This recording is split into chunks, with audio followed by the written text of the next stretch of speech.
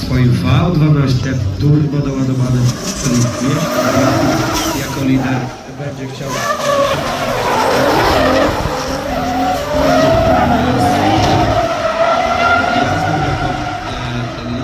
widzieliśmy tutaj właśnie dojazd do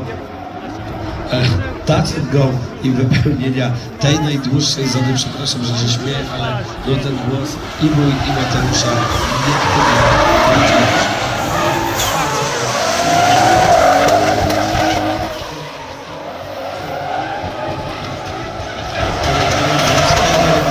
tutaj niestety końcówka tego